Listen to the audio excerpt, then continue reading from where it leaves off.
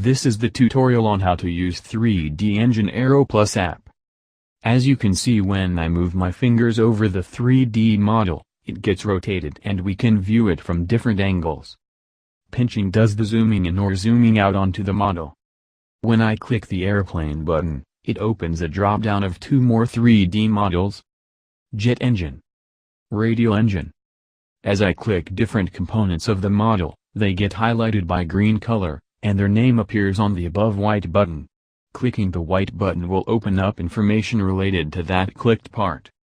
The information is categorized under different sections like the introduction, construction, working, material, types, applications, and other extra information related to it. The font size of text can also be changed. If you are reading the information in low light, you can click the day-night button to change the background. You can also read in landscape mode. If you want to view a component covered by another one, then just click the exterior component and hit the I button on the top left.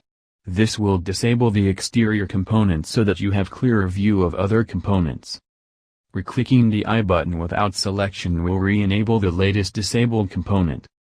Click the reset button on top right to enable all components.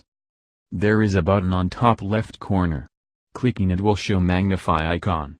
With magnify enabled, if you click a part, the part will be centered on the screen for in-detail study of that particular part.